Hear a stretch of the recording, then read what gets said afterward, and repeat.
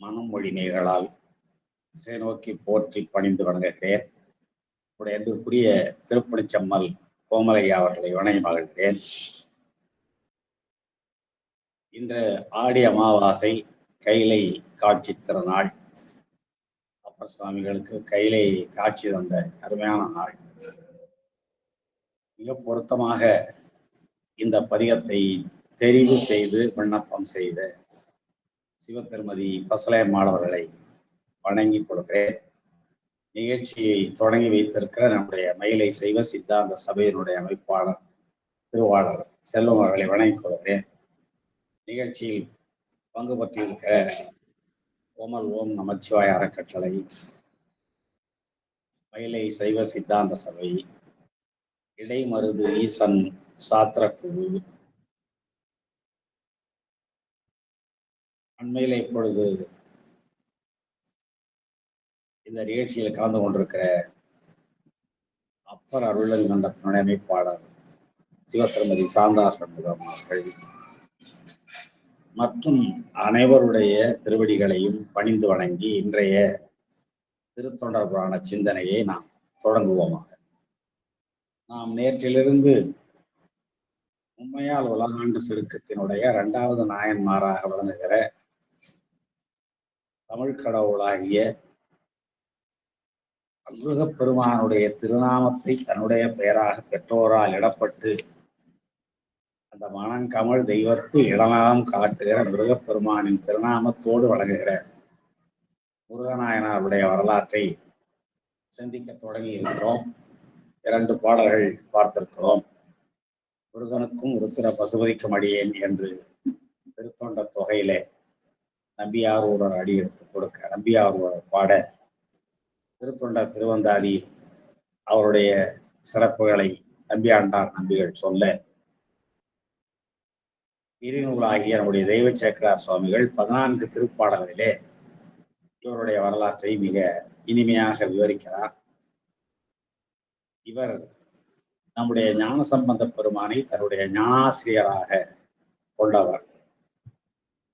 இப்படி நம்முடைய கணநாத நாயனார், இந்த முருகநாயனார் இவர்களெல்லாம் ஞானசம்பந்த பெருமானை தன்னுடைய வழிபாடு கடவுளாக ஞானாசிரியராக கொண்டவர்கள். அப்பூதியடிகளார் நாவுக்கரச பெருமானை அவ்வாறு தன்னுடைய குருவாக கொண்டவர். அதை போலவே இன்னும் சில நாட்களில் வர இருக்கிற ஆடிச்சுவாதி, நம்முடைய நம்பியாரூரர், சேரமான் பெருமாள் நாயனார் ஆகியோர் கைலை சென்றடைந்த அந்த திருநாள். அதற்கு முதல் நாளிலேயே நம்பியாரூரரை தன்னுடைய குருவாக வரித்து கொண்ட பெருமழை குடும்பர் ஆடி சித்திரையிலே கைலை செல்கிறார். இப்படி இந்த மாதம் முழுவதும் நல்ல அருமையான வரலாறுகளை கொண்டிருக்கிற நாயன்மார்களுடைய சிந்தனைகளை நாம் தொடர்ந்து பல்வேறு அரங்கங்கள் வாயிலாக கேட்டுக்கொண்டிருக்கிறோம். நாம் பெரிய புராணத்தை பாடல் வாரியாக படிக்கிறோம். தவிர பல அமைப்புகளும் நம்பியாரூரருடைய பதிகங்களை, நம்பியாரூரோடு தொடர்புடைய பெரிய புராண சிந்தனைகளை ஆகியவற்றை எல்லாம் தொடர்ந்து சிந்தித்துக் கொண்டிருக்கிறார்கள். அதே போல நம்முடைய திருவாவடுதுறை ஆதீனமும் தொடர்ச்சியாக 11ஆம் நாள் வரை நம்பியாரூரருடைய வரலாற்றை பல்வேறு கோணங்களில் சிந்திப்பதற்கு தலைப்புகளை வழங்கி இருக்கிறார்கள். அந்த வகையில் நாம் இப்பொழுது நம்முடைய முருகநாயனாருடைய வரலாற்றை விரிநூல் வழியாக பார்க்கலாம். நேற்று தொடங்குகிற பொழுது நம்முடைய பொன்னி திருநாளாகிய சோழ நாடு, சோழர்களால் ஆளப்பட்ட மிகச் செம்மையான நாடு. அங்கே சோலைகளும் பொய்கைகளும் சூழ்ந்திருக்கிற பூம்புகலூர், அந்த பூம்புகலூர் தான் நம்முடைய பெருமான் விரும்புகின்ற பதியாக விளங்கிற்று என்று நாம் முதல் பாடலிலேயும், அப்படி பெருமான் விரும்பு பதியாக விளங்குகிற அந்த பூம்புகலூர் இரவு நேரம் என்ற ஒன்றே இல்லாமல் எப்பொழுதும் பகலாகவே காட்சியளித்தது. என்ன காரணம் எனில், அங்கே வாழ்கிற நல்லவர்கள் சிவனடியார்கள் என்பதுதான் பொருள். நல்லோர் என்பதற்கு சிவனடியார்கள் என்பதுதான் பொருள். நேற்று கூட நாம் சிந்தித்தோம். நல்லவர் நல்லவர் தாமே என்றால் நல்லவர் யார் நல்லவர் யார் என்பதெல்லாம் பற்றி. அதுபோல நல்லோர் மனம் எவ்வாறு ஒளி வீசி ஞான ஒளி வீசி திகழுமோ அதை போல அவர்கள் மேனியும் திருநீற்று பூச்சொலியினாலே வெண்மை ஒளியினாலே காண்பவர்களையும் அணிபவரையும் திருத்துகின்ற ஒளியினாலே அந்த பூம்புகலூரில் இரவு என்ற ஒன்றே இல்லை என்று இந்த வரலாற்றை தொடங்கிய நம்முடைய தெய்வ சேக்கிழார் பூம்புகலூரில் இரவு மட்டும்தான் ஒளிமயமாக காட்சியளிக்கிறதா என்றால் இல்லை. நல்ல மனமுள்ள மலர் மேலே அமர்ந்து விருப்பத்திற்குரிய மதுவினை உண்ணுகிற அழகிய சிறகுகளை உடைய வண்டுகளும் கூட கருநிறமாகிய களங்கம் இன்றி மிகச் செம்மையாக விளங்குகிறது, வெண்மையாக விளங்குகிறது என்றெல்லாம் நேற்று நாம் பார்த்தோம். அடுத்து 3வது பாடலிலே பாதி பகுதி பார்த்து கொண்டிருந்த பொழுதுதான் நேரம் கடந்து விட்டமையினாலே நிறுத்தி விட்டோம். நன்னும் இசைதேர் மதுகரங்கள் நனை மென் சினையின் மருங்கலைய வண்ண மதுர தேன் பொழிவ தேன் பொழிவ பொழிவ என்பது பன்மை. வாச மலர் வாயே அல்ல, வாச மலர் வாயே அல்ல, அல்ல என்பது பன்மை முடிவு. பாருங்க, மலர் வாயே அல்ல, மலர் ஒருமை, வாயே அல்ல பன்மையில முடிவு. இந்த ஒருமை பன்மை மயக்கமாகவும் கொள்ளலாம். அதை விட சிறப்பு என்ன என்றால் வாயே அல்ல என்பதனாலே மலர்கள் என்று நாம் கொள்ள வேண்டும். பசு மேய்ந்தன என்றும் சொல்லலாம், பிழை இல்லை. பசு மேய்ந்தது என்பது ஒருமை. பசு மேய்ந்தன என்றால் அந்த மேய்ந்தன என்ற வினைமுடிவை வைத்துக் கொண்டு முன்னாலே இருக்கிற பசு ஒன்றல்ல பல என்பதை நாம் புரிந்து கொள்ள வேண்டும். அது போல இங்கேயும் பாருங்க, நன்னும் இசைதேர் மதுகரங்கள். மதுகரங்கள் என்றால் வண்டு. அந்த வண்டை பற்றி நேற்று பார்த்தோம். மீனாட்சி அம்மன் பிள்ளை தமிழக பாடலெல்லாம் சிந்தித்தோம். பொருத்தமான இசையோடு தேனை தேர்ந்து கொண்டிருக்கிற வண்டுகள், நன்னும் இசை தேர் வண்டுகள், இசையை தேர்கின்ற வண்டுகள். அவை என்ன செய்கின்றனவாம்? நனைமென் சினையின் மருங்கனைய. நனை என்றால்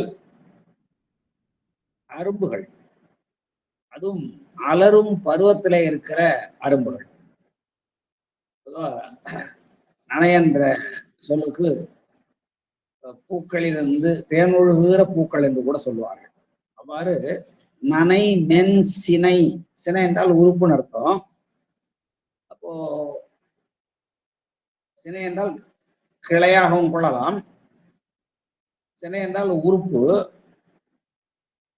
முதலாக வேர், சினையாக வேர் எல்லாம் நாம் ஒப்பிட்டு பார்ப்போமானால் சினை என்றால் என்ன தெரிந்து கொள்ளலாம். உறுப்பு. இப்ப நனை மென் சினை, மலரும் பருவத்தில் இருக்கிற அரும்புகளாகிய உறுப்புகள் என்று நாம் கொள்ள வேண்டும். தேவையில்லாத ஏதாவது ஒரு சொல்ல நம்முடைய தெய்வ சேக்கடார் போட்டிருப்பாரா? நனை மென் மலர்கள், நனை மென் அரும்புகள் என்று போட்டிருக்கலாமே. ஏன் நனை மென் சினை என்று சொல்கிறார் என்றால், சினை என்றால் உறுப்பு. ஒரு கொடிக்கோ அல்லது ஒரு செடிக்கோ அல்லது ஒரு மரத்துக்கோ மலர்கள் எல்லாம் உறுப்புகள். அதான் நனை மென் சினையின் மருங்கு அலைய, பக்கங்களிலெல்லாம் அலைகின்றன. எது அலைகின்றன? இசையை தேறுகின்ற வண்டுகள் அலைகின்றன, மதுகரங்கள் அலைகின்றன. நனைமன் சினையின் மருங்கணைகின்ற அலைகின்றன. அலைதல் என்பது சுற்றி சுற்றி பறக்கிறது. இந்த அரும்புகள் பறந்த அரும்புகள் மலர்ந்தால்தானே தேன் கிடைக்கும். எனவே அந்த தேனை உறிஞ்சுவதற்காக இசையை தேர்கின்ற வண்டுகள் அந்த அரும்பும் பருவத்தில் இருக்கிற மலர்களை பார்த்து, மலர்கள் ஆகலது, அலரும் பருவத்து அரும்புகள். அது அங்கு போய்தான் பெருமானுடைய முடிமேல் சென்றுதான் மலர வேண்டும், மனம் வீச வேண்டும் என்பது சிவகாமி ஆண்டாருடைய வரலாறு நாம் பார்க்கலாம். அரும்புகளாக கொண்டு சென்று பெரும்புலர் காலை மூழ்கி பித்தர்க்கு பத்தராகி அரும்பொடு மலர்கள் கொண்டு ஆங்கவை என்று பாடுவார் நம்முடைய நாவுக்கரசு வருவான். அதுபோல அந்த நனை மென் சினையின் மருங்கு அலைய பக்கங்களிலெல்லாம் வண்டுகள் சுற்றி சுற்றி பறக்க வண்ண மதுர தேன் பொழிவ. அப்போ வண்ணம் என்றால் அழகிய நிறம், மதுரம் என்றால் சுவை இனிய. தேன் எப்படி இருக்கிறது? சுவையாகவும் இருக்கிறது, அழகிய நிறமுடையதாகவும் இருக்கிறது. அப்போ அந்த வண்ண மதுர தேன் பொழிவ, தேனை பொழிபவை வாச மலர்கள். வாச மலர் வாயே அல்ல, நல்ல மனம் வீசுகின்ற வாயினையுடைய விரிஞ்சாதன வாய், மனம் வீசுகின்ற வாயினையுடைய மலர்கள் மட்டுமல்ல, தேனை பொழிவது மலர்களுடைய வேலை. இங்கே திருப்புகலூரிலே வண்டுகள் இசைதே இருக்கிற வண்டுகள் அரும்பும் பருவத்தில் இருக்கிற மலரும் பருவத்தில் இருக்கிற அரும்புகளை சுற்றி சுற்றி பறக்க, அப்பொழுது அந்த மலர்கள் என்ன, எப்படிப்பட்ட மலர்கள், எப்படிப்பட்ட தேனை பொழிகின்றன? வண்ண மதுர. வண்ணம் என்றால் நிறம், மதுரம் என்றால் இனிமை. நல்ல அழகியலமும் இனிமையும் உடைய சுவையான தேனை பொழிபவை வாச மலர்கள். வாச மலர் வாயே அல்ல, நல்ல மனம் வீசுகின்ற வாயினை உடைய மலர்கள் மட்டும் அன்று. மலர்கள் மட்டும் அல்ல, அன்று என்றால் ஒருமை. அது மலர்கள் மட்டுமல்ல, வேற இன்னொரு இடத்துல தேன் கிடைக்குது. அது எந்த தேன் பாருங்க. தன்னன் சோலை எம்மருங்கும், தன் என் சோலை எம்மருங்கும். தன் என்றால் குளிர்ச்சி, சோலையினாலே குளிர்ச்சியா இருக்கும். தன் என் என்றால் குளிர்ச்சி என்னும், குளிர்ச்சி தன்னகத்து கொண்டிருக்கிற சோலை எம்மருங்கும். சோலையினுடைய எல்லா பக்கங்களிலும் சாரும் மட மென் சாரி, சாரிகை சார்ந்திருக்கிற இளமையான மென்மையான சாரிகை என்றால் நாகன வாய்ப்பறவைகள், நாகன வாய்ப்புக்கள். பண்ணின் கிளவி மணிவாயும். அதே பண்ணை போன்ற சொல்லே வரல, அந்த வாயிலிருந்து வருவதை ஒலிதான் வருகிறது. ஆனால் அது பண்ணை போன்ற ஒலியுடைய சொற்கள், பண்ணையுடைய சொல் போன்ற ஒலியை தருகின்றன அந்த நாகன வாய்ப்புக்களினுடைய வாய்கள். அதான் இங்கே பண்ணின் கிளவி மணிவாயும். அது கொண்டருகிற சொல்லை போல இனிமையான ஒலியை எழுப்புவதனாலே அந்த நாகன வாய்ப்புக்களின் வாயினை மணிவாய் என்றான். மணிவாய் என்றால் அழகான வாய்கள் என்பது போல். அழகான வாயும் பதிகச் செழுந்தேன் பொழியும். பதிகமாகிய செழுமையான தேனை பொழிகிறது. அங்கே வண்ண மதுர தேன் பொழிகிறது, இங்க பதிக செழுந்தேன், பதிகச் செழுந்தேன் பொழிகிறது. ஆக ரெண்டு வகையாக தேன் பூம்புகலூரிலே கிடைக்கிறது. ஒரு தேன் மலர்களிலிருந்து வருகின்ற தேன், இன்னொரு தேன் பதிகமாகிய பதிகச் செழுந்தேன் உருவாகும். பதிகமாகிய செழுந்தேன். இந்த பதிகமாகிய செழுந்தேன் எங்கிருந்து வருகிறது? தன்னன் சோலை எம்மருங்கும். குளிர்ந்த சோலைகளின் எல்லா பக்கங்களிலும் அந்த நாகன வாய்ப்புக்கள் இருக்கின்றன. அங்க மடமென் சாரும், மடமையும் மென்மையும் உடைய நாகன வாய்ப்புக்கள் சார்ந்திருக்கின்றன. அவ்வாறு சார்ந்திருக்கின்ற அந்த நாகன வாய்ப்புக்களின் வாயிலிருந்து, அழகிய வாயிலிருந்து பதிக செழுந்தேன் பொழியும். பதிகமாகிய செழுந்தேனை அந்த நாகன வாய்ப்புக்கள் பொழிகின்றன. என்னது என்றால், பண்டை காலத்திலே கிளிகளையும் நாகன வாய்ப்புக்களையும் வழக்கி இருந்தார்கள். அவைகள் எல்லாம் திருமுறைகள் பாடின என்பதை ஞானசம்பந்த பெருமானுடைய திருவிழிமழலை பதிகத்திலே, திருவிளையாடல் புராணத்துல, சங்கப்பலகை தந்த படலத்துல இங்கெல்லாம் நாம் பார்த்திருக்கிறோம். அதுபோல இங்கே பண்ணின் கிளவி, கிளவின்னா சொல்லுன்னு அர்த்தம். பண்ணை உடைய சொல்லை போல ஒலியை எழுப்புகின்றன இந்த நாகன வாய்ப்புக்கள். நம்ம சொன்னது போல அந்த மேகராக குறிஞ்சி பண்ணில் வீழிமழலையிலே ஞானசம்பந்த பெருமான் பாடியிருப்பார். சேராடு செங்கழிநீர் தாதாடி சேராடும், சேருன்னா அந்த நிலம் அவ்வளவு சதுப்பான நிலம். அங்கேதான் செங்கல் நீர் பூக்கள் சேரும் நீரும் கலந்த பகுதி. சேலாடு செங்கல் நீர் தாதாடி, தாதுன்னா மகரந்த பொடிகள். தாதாடி மது உண்டு சிவந்த வண்டு வேறாய உருவாகி அது கருநிறத்தோட போகிறது. அந்த தாது அதன் மீது படித்ததனாலே செந்நிறம் பெறுகிறது. அவ்வாறு சிவந்த வண்டு வேறாய உருவாகி செவ்வழினர் பண்பாடும் விடலையானை என்று அந்த இயற்கை காட்சிகளில் ஈடுபட்டு மிக இனிமையாக நமக்கு தருகின்ற அருமையான பாடல்களை நாம் ஞானசம்பந்த பெருமானுடைய தேவாரத்தில் சுவைக்கலாம். அதே போல கிளிகளோடும் நாரைகளோடும் குருவுகளோடும் பேசுகின்ற அற்புதமான பதிகமாக திருச்செங்காட்டங்குடி பதிகம். இப்படியெல்லாம் நாம் இந்த அருள் வீச்சு, இயற்கையின் வழியாக வெளிவருகிற அருள் வீச்சு, அதனை எல்லாம் கண்டு மகிழ்ந்து நம்முடைய ஞானசம்பந்த பெருமான் மிக அருமையாக பாடியிருப்பார். யான் பெற்ற இன்பம் பெருகை வையகம். அதுதான் நம்முடைய சான்றோர்களுடைய உயர்ந்த குறிக்கோள். சரிங்க. அப்படி இந்த பண்ணின் கிளவி மணிவாயும் பதிகச் செழுந்தேன் பொழியுமாறு என்றால் அந்த நாகனமாய் புட்களுக்கு தேவாரம் எப்படி தெரிந்தது என்றால், அந்த ஊர்ல நிறைய பேர் நல்லோர்கள் இருக்கிறார்கள், சிவனடியார்கள் இருக்கிறார்கள். நாமம் மூதூர் மற்றதனுள் நல்லோர் மனம் போல் அவர் அணிந்தேன் பாட்டு. அந்த சிவனடியார்கள் என்ன பாடிக்கொண்டிருப்பார்கள்? தேவாரத்தை பாடிக்கொண்டிருப்பார்கள். என்றால் இப்ப நாம் படிக்கிற முருகநாயனார் காலம் ஞானசம்பந்த பெருமானும் நாவுக்கரசரும் வாழ்ந்த காலம். அவர்கள் அந்த திருப்புகலூர் மடத்துல பல காலம் தங்கியிருந்த நிலை. சிறுத்தொண்டரோடும் நீலநக்கரோடும் முருகநாயனாரோடும் அவருடைய மடத்திலே தங்கி ஞானசம்பந்த பெருமானும் நாவுக்கரசரும் பலகாலம் சிவச்சிந்தனையும் நல்ல தேவார பாடல்களும் பாடி வழங்கி கொண்டே இருந்த காலம். எனவே அவ்வாறு அவர்கள் பாடிய பாடல்களை அந்த ஊர் மக்கள் பாடிக்கொண்டே இருக்க, அந்த பாடலை கேட்டிருக்கிற நாகனவாய்ப்புட்கள் தங்களுடைய மணிவாய் வழியாக பதிக செழுந்தேனை பொழிகின்றன என்று நாம் அமைதி கொள்ள வேண்டும். மிக அருமையான கருத்தது. அதுபோல இந்த 4வது பாடல்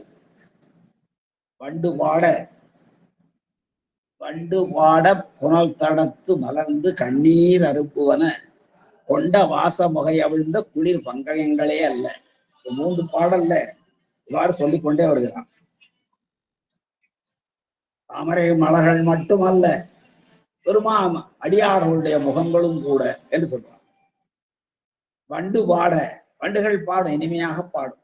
அதான் நீங்க நண்ணும் இசைதேர் மதுகரங்கள் என்று போன பாடல்ல சொன்னார். நண்ணுதல் என்றால் பொருந்துதல் அர்த்தம். இந்த இடத்தில் என்ன பாடலை பாட வேண்டும் என்று பொருத்தமா பாடும். அதுக்கு எந்த இசை கல்லூரியிலும் படிக்கல. ஆனால் அவை எழுப்புகின்ற அந்த இனிய ஓசைகள், இனிய ஒலி, அது தேர்ந்தெடுத்து பாடுவது போல் இருக்கிறது. நன்னு தேரும் இசைக்கரங்கள் நன்னும் இசைதேர், நன்னும் இசைதேர் மதுகரங்கள் என்று சொன்னார். அதுபோல இங்க வண்டு பாட, வண்டுகள் எல்லாம் பாடுகின்றன, நீங்காரிக்கின்றன. வண்டு பாட புனல் தடத்து மலர்ந்து கண்ணீர் அரும்புவன. வண்டுகள் பாடுதான். எங்கே பாடுகிறது? புனல் தடம். தடம்னா நீர். நம்ம போன பாடல் வரைக்கும் பார்த்ததெல்லாம் நிலப்போ பற்றி செய்திகள். போன பாடல பாருங்க. அண்ணும் இசைதேர் மதுகரங்கள் நனைமன் சினையின் வருங்கனைங்கிறப்போ அந்த நனைமன் அரும்பும் பருவத்தில் இருக்கிற அரும்புகள், வளரும் பருவத்தில் இருக்கிற அரும்புகள் நிலப்பூக்களிலே. அந்த நிலப்பூன்னு சொன்ன உடனே அதுல கொடிப்பும் அடங்கி போகும், கோட்டுப்பும் அடங்கி போகும். இப்ப நம்ம நீர்நிலைக்கு வந்தாச்சு.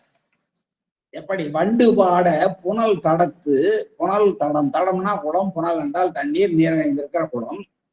அங்கே மலர்ந்து இருக்கிற பங்கயங்கள், தாமரை மலர்கள். வண்டு பாடுவதனாலே புனல் தடத்திலே மலர்ந்திருக்கிற அந்த பூக்கள் மலர்ந்து, புனல் தடத்து மலர்ந்து கண்ணீர் அரும்புவன.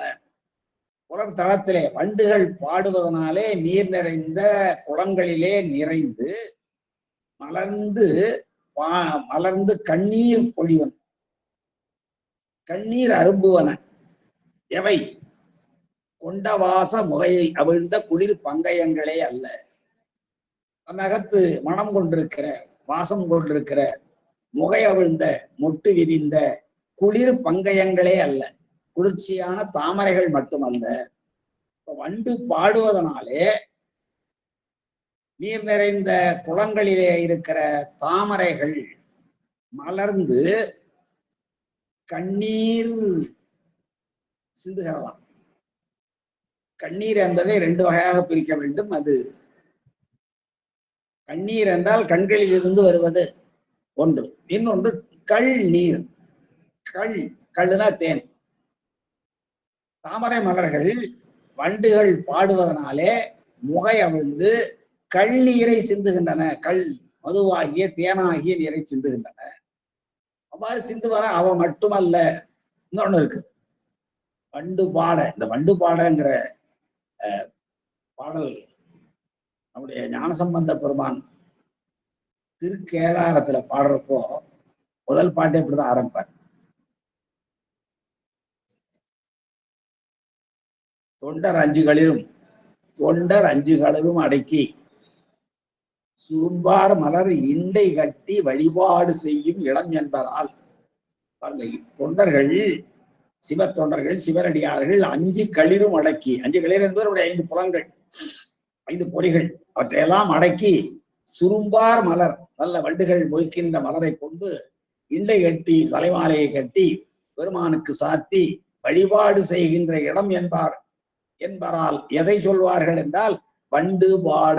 ஞானசம்பந்த பெருமான் பயன்படுத்தி அந்த தொடரை, அந்த சொற்களை அப்படியே பயன்படுத்துறார்.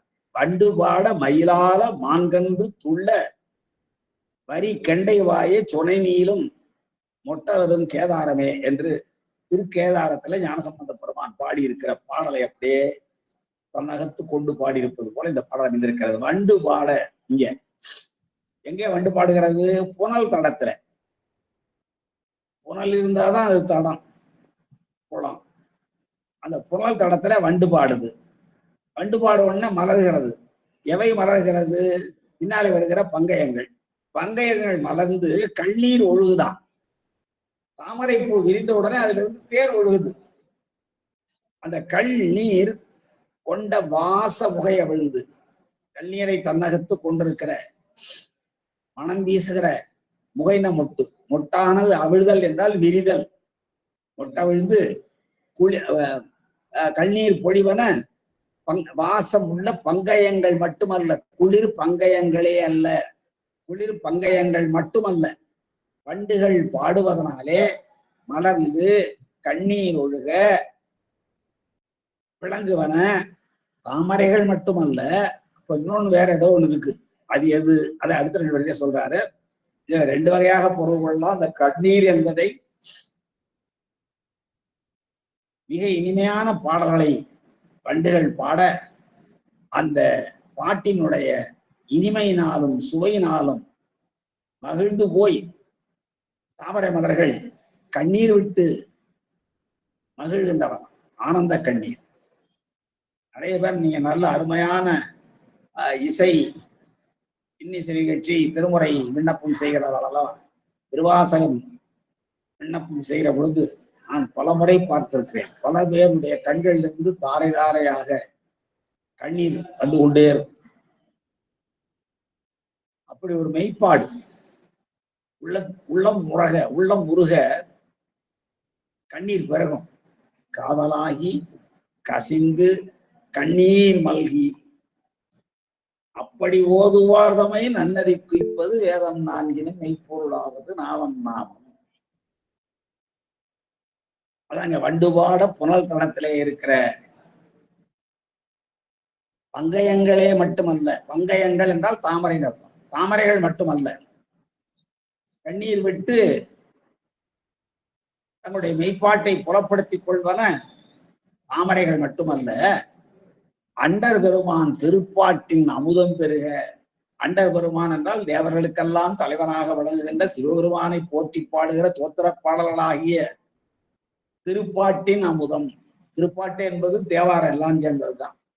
நாம தான் ஒரு வகையாக பிரிச்சு ஞானசம்பந்தர் பாடினா அதுக்கு பேர் திருக்கடை காப்பு, சுந்தரர் பாடினா திருப்பாட்டு, நாவுக்கரசர் பாடினால் அதுக்கு பேர் தேவாரம் என்றெல்லாம் பிரிச்சு வச்சிருக்கிறோம். திருக்கடைக்காப்பு, தேவாரம், திருப்பாட்டு, இதெல்லாம் தேவாரம்னா எல்லாரும் பாடினது மூவர் பாடியதும் தேவாரம் தான், மூவர் பாடியதும் திருப்பாட்டு தான். அதனால இந்த அண்டர் பெருமான் திருப்பாட்டில் தேவர்களுக்கெல்லாம் தலைவனாக விளங்குகின்ற பெருமானுடைய புகழை போற்றி பாடுகின்ற தோத்தரிக்கின்ற திருப்பாட்டு, அதான் தேவாரம். அந்த தேவாரமாகிய அமுதம் பெருக, அங்கே மலர்களிலே தேன் பெருக, இங்கே அமுதம் பெருக, திருப்பாட்டின் அமுதம் பெருக, செவிமடுக்கும் தொண்டர் வதனம், அதை காது வழியாக அனுபவிக்கிற, காது வழியாக அனுபவிக்கிற. மடுத்தல் என்றால் உண்ணுதல் என்பது பொருள். காது வழியா உண்ண முடியுமா? இன்பத்தேன் வந்து பாயுது காதிலே என்று நாம் பாரதி பாடுவது போல இன்னும் எத்தனை இடங்கள் நாம் பார்த்தோம். இன்னும் கூட சொல்றேன், தொண்டர் வதன பங்கயம், வதனமாகிய தாமரைகள், வதனம்னா முகம், பங்கயம்னா தாமரை, தொண்டர்களுடைய முகமாகிய தாமரைகளும், அது உருவாகும். பங்கய வதனம் என்றால் தாமரை போன்ற முகம், உவமை. வதன பங்கயம் என்றால் வதனமே தாமரை, வதனமாகிய தாமரை உருவாகும். தொண்டர்களுடைய முகமாகிய தாமரைகளும் துளித்த கண்ணீர் அரும்புமால், துளி துளியாக கண்ணீர் வடியும். ஆக கண்ணீர் ரெண்டு இடத்துல வந்தது. ஒன்று பங்கயங்களிலிருந்து வருகின்றன. பங்கயங்களிலிருந்து எதனாலே வருகிறது? வண்டு பாட, வண்டுகள் சுற்றி சுற்றி வந்து பாட, பங்கயங்களை சுற்றி சுற்றி தேனுக்காக வந்து பாட, புனல் தடங்களிலே இருக்கிற தாமரைகளில் பாட, அது மலரும் பருவத்திலே இருக்கிற முகைகளை சுற்றி சுற்றி பாட, மலர்ந்து கண்ணீர் அரும்புவன, கண்ணீர் அரும்புவன, கண்ணீர் அரும்புவன என்றும் கொள்ளலாம். அவருடைய வேடிக்கையாக இருக்கிற நம்ம சிவகமணி ஐயா அவர்கள், ஒரு பிச்சைக்காரன் ஒரு வீட்டு வாசலிலே வந்து நின்று கொண்டு உணவிடுங்கள் உணவிடுங்கள் என்று கூவிக்கொண்டே இருக்க, கதவை திறந்து அந்த வீட்டு மகளிர் அவர்களுக்கு, பிச்சைக்காரர்களுக்கு உணவளிப்பது போல இதழ்களாகிய கதவுகளை மூடிக்கொண்டிருக்கிற தாமரை மலர்கள், வண்டுகளாகிய அந்த இரவலர்கள் வந்து சுற்றி சுற்றி பாட, அந்த இனிய ஓசையை கேட்டு இதழ்களாகிய கதவுகளை திறந்து தேனாகிய உணவை வழங்கின என்ற அந்த உருவக பொருத்தத்தை கூட நம்முடைய சி.கே.எஸ். அவர்கள் பொருத்தி காட்டி இருக்கிறார்கள். ஆக தேன் பொழிகின்ற இடங்கள் ரெண்டு. ஒன்று பங்கயங்கள், தாமரைகள், தாமரைகள்ல தேன் பொழியும்.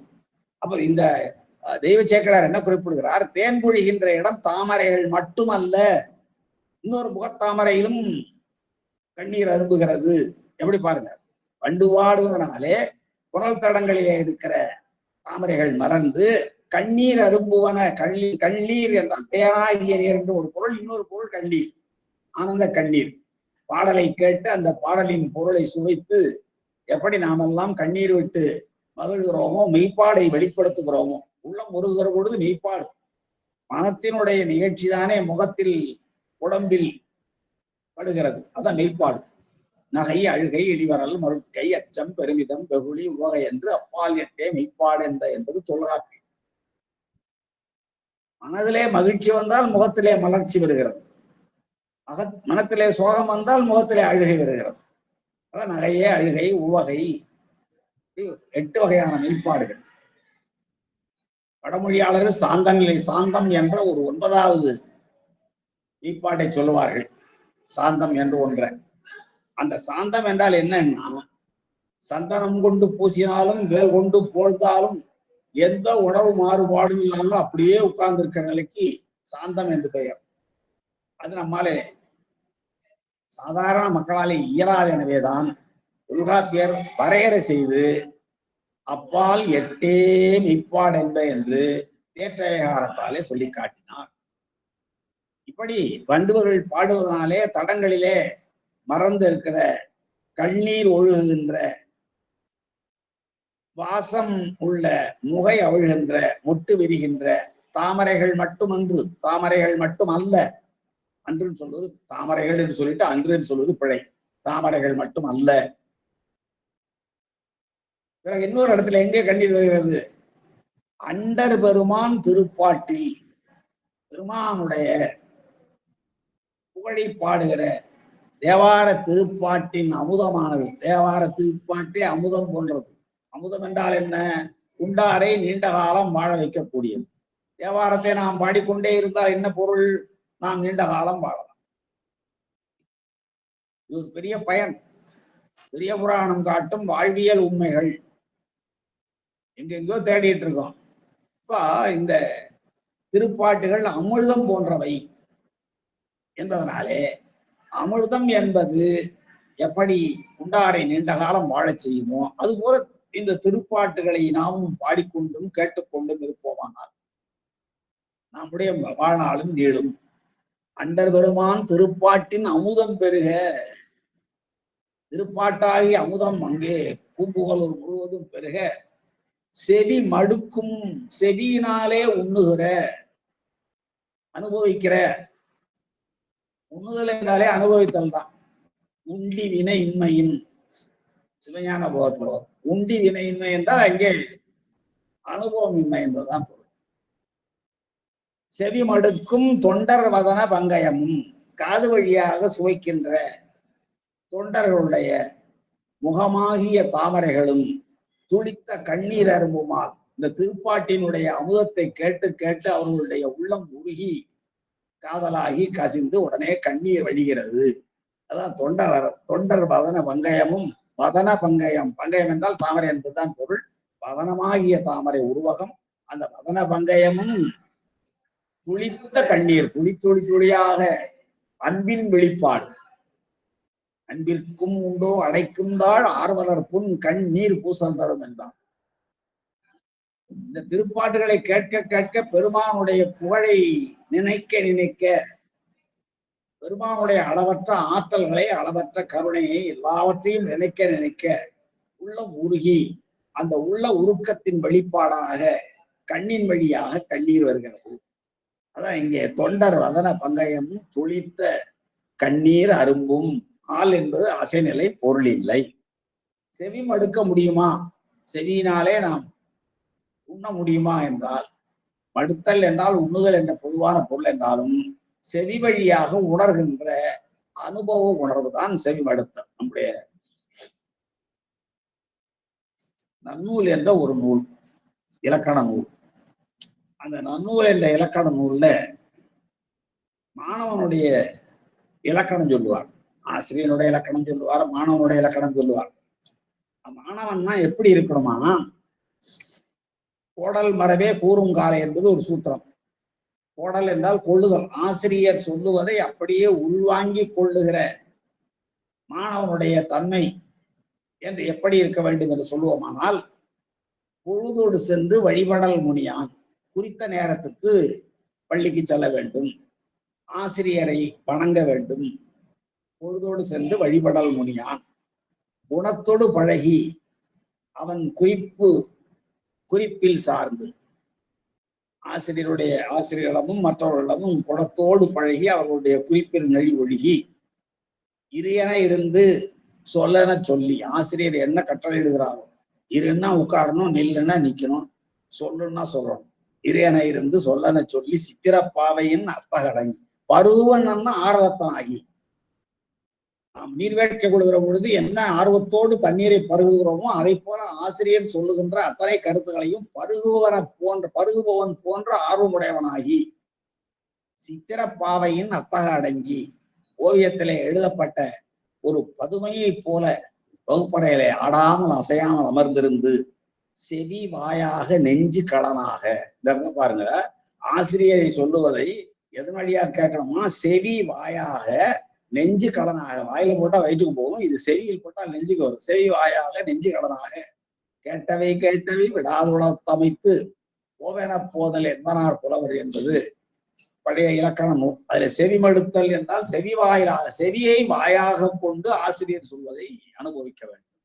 அதுபோல இங்க அன்பர்கள் என்ன செய்கிறார்கள்? அண்டர்பிரான் அண்டர் பெருமான் திருப்பாட்டின் அமுதம் பெருக அதை செவி வழியாக அனுபவிக்கிற நுகர்கின்ற தொண்டர்களாகிய சிவனடியார்களுடைய வதன பங்கயங்களும் கண்ணீர் துளித்து அப்படியே ஒழுகுகின்றன என்று இந்த பாடல்ல ஒப்புமை செய்து காட்டினார். அடுத்த பாடல், அன்பு மேலிடுகிற பொழுது கண்ணீர் தானாக வரும் என்பதை நாம் பல பாடல்களிலே பார்த்திருக்கிறோம்.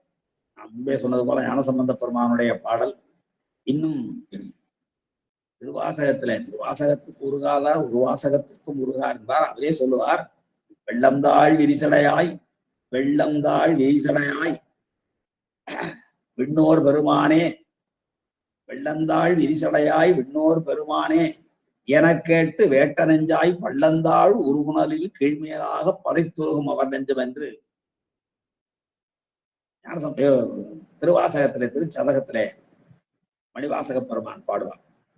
அப்போ ரொம்ப பெருமானுடைய புகழை கேட்டோம். வெள்ளந்தாள் விரிசடையாய் விடையாய் விண்ணோர் பெருமானே என்று கேட்கிற பொழுதெல்லாம் அந்த பெருமான் மீது அளவு கடந்த விருப்பத்தை கொண்டு பள்ளம்தாள் உருவுணலில் கீழ்மேலாக அப்படியே மேட்டிலிருந்து பள்ளம் நோக்கி வருகின்ற வெள்ளத்தை போல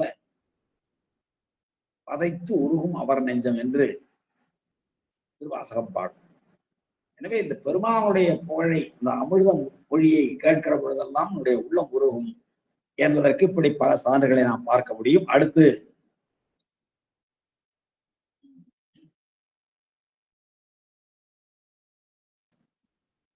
ஆன பெருமை வளம் சிறந்த அந்தன் புகழூர் அது தன்னில் மான மறையோர் குலமரபின் வந்தார் முந்தை மறைமுதல்வர் ஞான வரம்பின் தலை நின்றார் நாகம் புனைவார் சேவடி கீழ் ஊனமின்றி நிறை அன்பால் உருகும் மனத்தார் முருகனார் என்று இங்கேதான் முருகநாயனாரை அறிமுகப்படுத்துகிறார். ஆன பெருமை வளஞ்சிறந்த ஆன பெருமை என்றா என்ன? இதுவரைக்கும் நாம் பார்த்த பெருமை எல்லாம் பூங்கோதை சார்ந்த பெருமைதான். பெருமான் விரும்புகின்ற பதி, அந்த ஊர்ல சிவனடியார்கள் திருநீற்று பூசி இருப்பதனால எப்பொழுதும் இரவே இல்லை, வண்டுகள் கூட களங்கமின்றி விளங்குகின்றன. பதிகை செவ்வாய் அந்த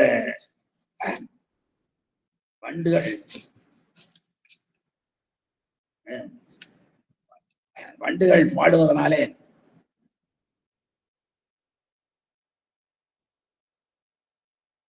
தேன்பொழிகின்றவை, மலர்கள் மட்டும் தேன்பொழியவில்லை, நாகனமாய் புட்கள் கூட பதிகச் செழுந்தேனை பாடுகின்றன.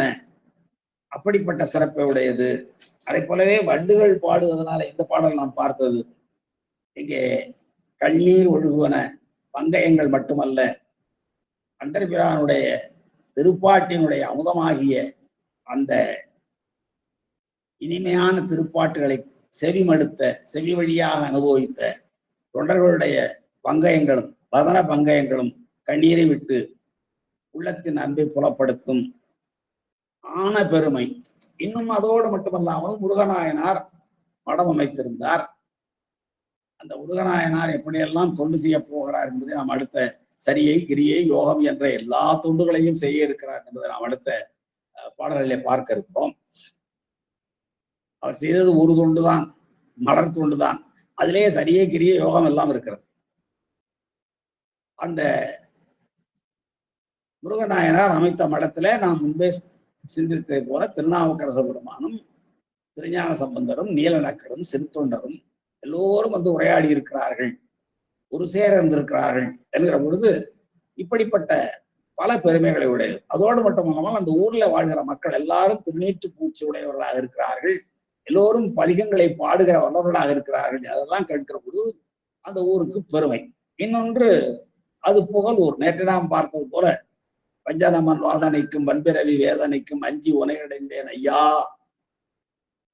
பராபரமே என்று தாய்மான சுவாமிகள் பாடுவது போல, யமனுடைய வாதனையும் பிறவினால் ஏற்படுகிற வேதனையும் தீர பெருமானிடம் சரணாக போல்கிற இடம் அந்த பராபரத்தை நாம் வேண்டிக் கொள்ள வேண்டும். போல்கிற இடமாகவும் அது விளங்குகிறது. எனவே அது தன் போவர் என்றால், தன் என்றால் குளிர்ச்சியான, என்ன குளிர்ச்சி? பிறவி வெப்பத்திலிருந்து நம்மை எடுத்து தன்னுடைய திருவடி நிழல்ல குளிர்ச்சியாக சேர்த்துக் கொள்கிற இடம். எனவேதான் அது அந்தன் புகழூர். அழகிய குளிர்ச்சியான போலூர், ஆன்மாக்கள் சரணடைகிற இடம், பிறவி வெப்பம் தீர்வதற்கு பெருமானுடைய திருவடிகளையே புகழாக கொள்ளுகிற ஊர். இப்படிப்பட்ட சிறப்புகளை எல்லாம் உடம்பினால்தான் ஆன பெருமை வளம் சிறந்த அந்தன் போரூர் அது தன்னில், அந்த அழகிய குளிர்ந்த சோலைகளும் தடாகங்களும் பொய்கைகளும் சூழ்ந்த அந்த புகழூர் அது தன்னில் மானமறையோர் குலமரபின் வந்தார். மானம் என்றால் பெருமை என்பது பொருள். மானம் என்ற சொல்லுக்கே பெருமை என்பதுதான் பொருள். மானமறையோர் என்றால் பெருமைக்குரிய வேதியர்களுடைய குலத்தில், அந்த குலமரபில் வந்தார். முந்தை மறை முதல்வர், தொன்மையான மறையின் முதல்வராக விளங்குவோர்.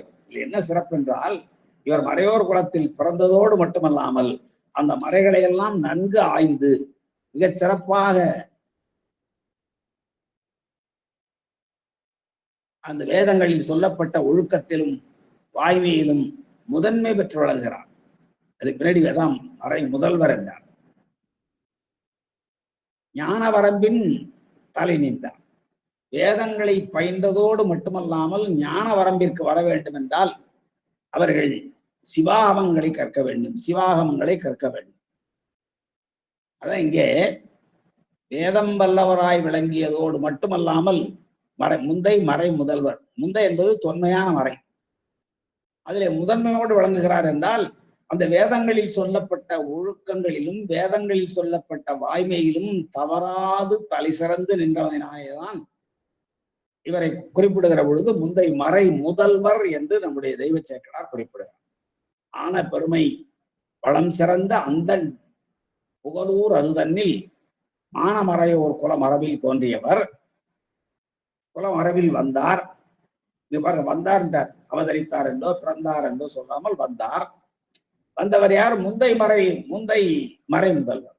தொன்மையான வேதங்களில் சொல்லப்பட்ட வேத வாய்மைகளும் வேத ஒழுக்கங்களிலும் முதல்வராக தலைமைத்தன்மையோடு விளங்குவோராகவும் விளங்கினார் என்பது சத்தியம் வத தர்மம் சர என்பதுதான் வேதம். அந்த வேத வாய்மை, அந்த வேத வாய்மையிலும் வேதம் சொல்லுகின்ற ஒழுக்கத்திலும் சற்றும் தவறாமல் வாழ்ந்தமையினாலேதான் முந்தை மறை முதல்வர் என்று முருகனாரை குறிப்பிடுகிறார் தெய்வ சேக்கடார். அதோடு மட்டுமல்லாமல் சிவாகமங்களிலும் வல்லவராக இருந்தார். ஞான வரம்பின் தலை நின்றார். ஞான வரம்பின் தலை நின்றார். ஞான வரம்பு என்பதுதான் சிவஞானம் கைவரப்பெற்ற முதன்மை தன்மை, எல்லை. வேதங்களில் தலை சிறந்ததனால் சிறப்பாகிய சிவாகமங்களிலும் தேர்ந்தார். அதனாலே ஞான வழி நின்றார். அதன் பயனாக சிவன் சேவடிகளிலே அன்பினால் உருகி அவரது நாமம் பயின்றார். அதனாலே சிவபூஜையை உறுதிப்பொருள் என்றறிந்து சிவனை எப்போதும் மலர் கொண்டு அலங்கரித்து பூஜித்து அழகு பார்த்து கழித்தார்.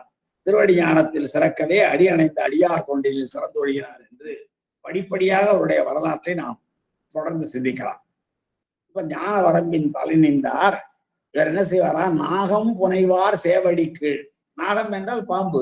பாம்பை அணிகளாக அணிந்து கொண்டவருடைய செம்மையான அடி இருக்கிறது அல்லவா, அதற்கு ஊனமின்றி நிறையன்பால் உருகும் மனத்தார். எந்த குறைபாடும் இல்லாமல்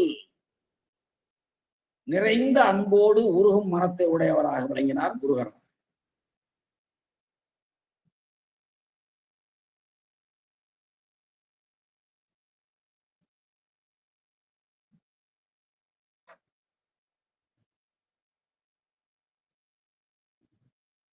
அன்புக்கு தடை வரலாம்.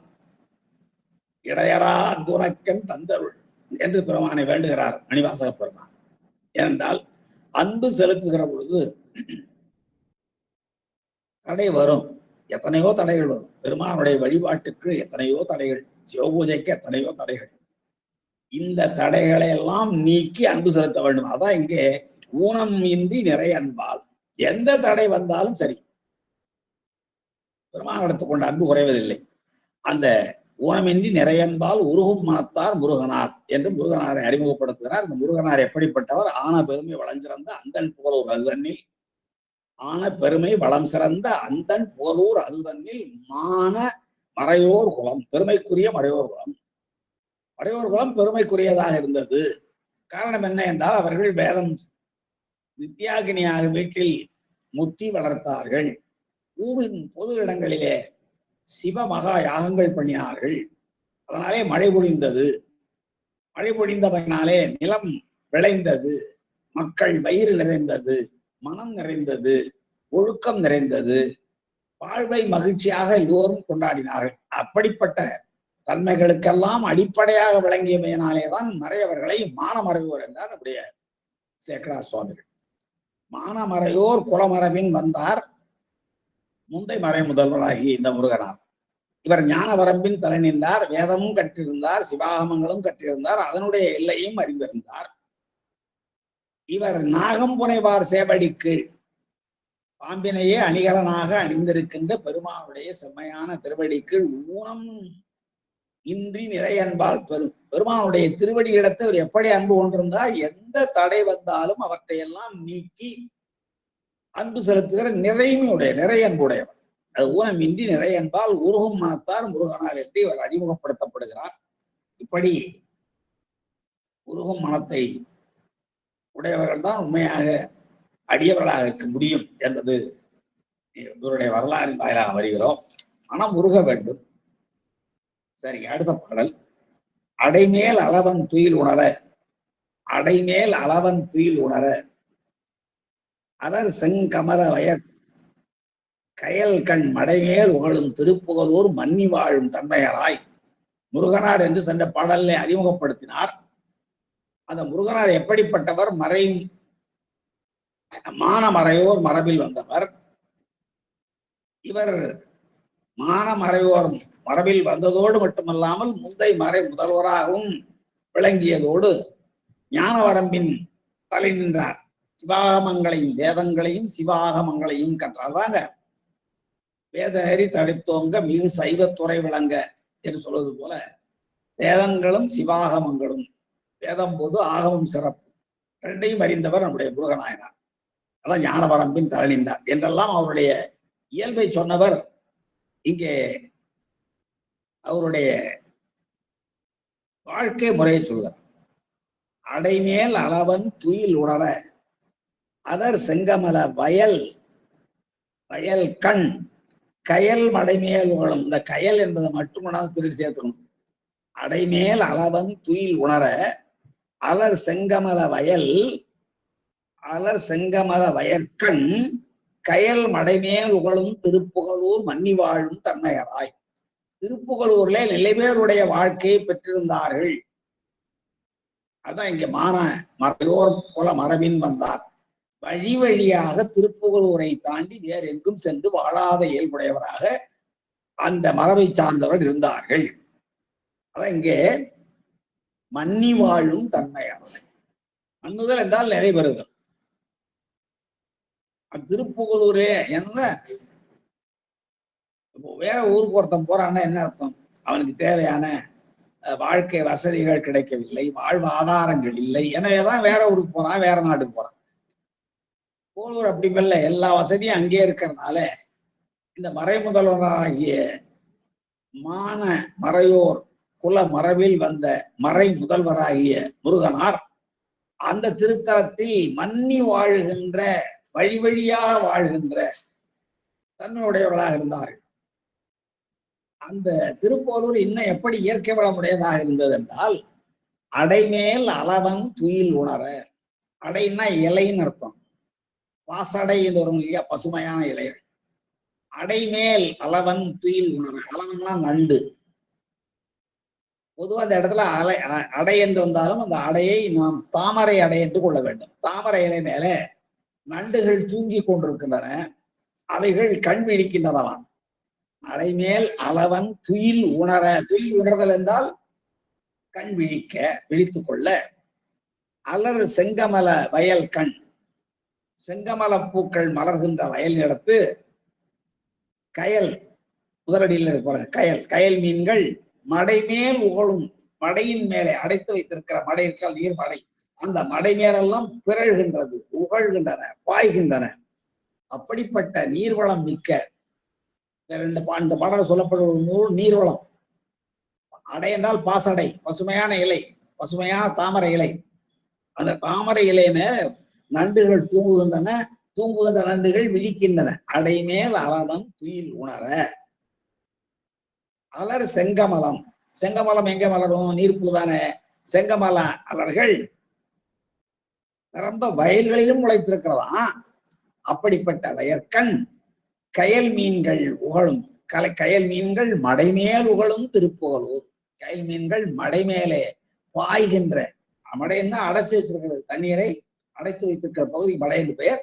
அந்த மடை மேல் கயல் மீன்கள் பாய, அப்படிப்பட்ட நீர்வளம் மிக்க திருப்புகலூரில் நிலைபேருடையவராக வாழ்கின்ற தன்மை உடையவராக விளங்கினார் முருகநாயனார். வழி வழியாக வாழ்கின்ற, நிலைத்து வாழ்கின்ற இயல்பு உடையவராக விளங்கினார் முருகநாயனார். அப்புறம் விடைமேல் வருவார்க்கு ஆளால், விடைமேல் வருவார்க்கு ஆளால் மெய்மை தவத்தால் அவலர் கற்றை சடைமேல் அணிய திருப்பள்ளித்தாமம் பணித்து சாத்துவார். திருப்பள்ளித்தாமம் முன்னாடியே பார்த்திருக்கோம். சிவகாமி ஆண்டார்னு ஒருவர் வைகரை உணர்ந்து போந்து புனல் மூழ்கி வாயும் கட்டி என்று அவரை பாடுவார். ஆனா இவர் கொஞ்சம் வித்தியாசம். இவரும் வைகரை எழுதுவார். இவர் என்ன செய்யறா பாருங்க, வாழும் தன்மை உடையவராகிய அந்த முருகநாயனார் விடைமேல் வருவார்க்கு ஆளால். விடைமேல் வருவார் பெருமான் இடவவாகனர், விடைமேல் வருவாராகிய சிவபெருமானுக்கு ஆளானவர். ஆளால் அடிமையாய், எல்லா நிலையும் எவ்வளவு பெரிய ஆளா இருந்தாலும் பெருமானுக்கு அடிமைதான், சந்தேகம் இல்லை. அது வெத்த நிலையாக இருந்தாலும் சரி, புத்து நிலையாக இருந்தாலும் சரி, ஆன்மா என்பது பெருமானுக்கு அடிமைதான், எந்த சந்தேகம் இல்லை. கட்டுநிலையாகிய நம்முடைய இந்த நிலையிலும் அடிமைதான். ஜீவன் முக்த நிலையை தாண்டி முத்தி நிலைக்கு போய் பெருமானுடைய திருவடி பேரை பெற்றிருந்த சாயுச்சி நிலை இருந்தாலும் அடிமைதான். அதான் விடைமேல் வருவார்க்கு ஆளால் மெய்மை தவத்தால். அப்போ மெய்மை தவம் என்பது சிவபெருமானுக்கு ஆளாகின்ற தன்மைதான் தவம்.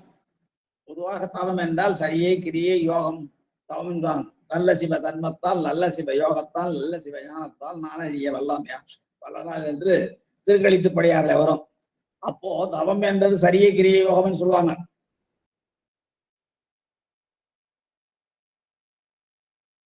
சரியை கிரியை யோகம் பல வழியாக சொல்ற உண்டு. அதாவது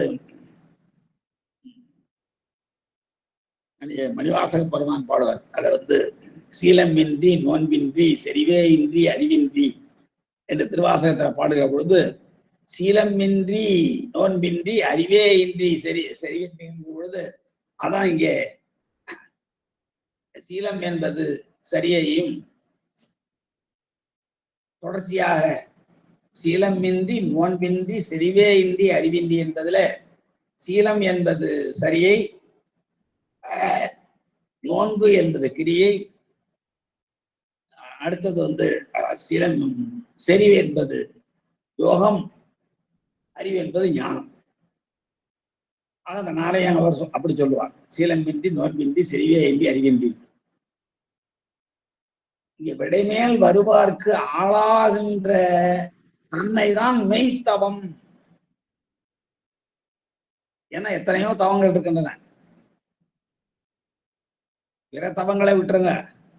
நம்முடைய சைவம் சொல்லுகிற தவம் என்பது சிவ வழிபாடுதான், சிவ பூஜை தான் தவம். அதில் ஒன்றும் சதேகமே இல்லை. சிவ வழிபாடுதான் தவம். அந்த சிவ வழிபாடு என்பதுதான் சரியை கிரியை யோகம் ஞானம் என்பது. அதைத்தான் நம்முடைய மணிவாசக பெருமான் சீலம் நோன்பு செறிவு அறிவு என்றார். அதுதான் உண்மையான தவம். அதான் இங்கே சொல்லப்படுகிறது, விடைமேல் வருவார்க்கு ஆளால் மெய்மை தவத்தால். அப்படி பெருமானுக்கு ஆளாகிறது தான் மெய்மை தவம். வேத சிறப்பொருளை மிக தெளிந்தும், சிவஞான சித்தியார்ல ஒரு கருத்து, வேத சிறப்பொருளை மிக தெளிந்தும் சென்றால் சைவ திறத்தடைவர் இதில் சரியை கிரியா யோகம் செலுத்தியவின் ஞானத்தால் சிவரடியை சேர்வர் என்று சிவஞான சித்தியார் இதையேதான் குறிப்பிடுகிறது. எப்போ வேத சிறப்பொருளை மிக தெளிந்து சென்றால், வேத சிறப்பொருள் யாரு? பெருமான் தான். வேதச்சிரம் என்பது உபனிஷதம்.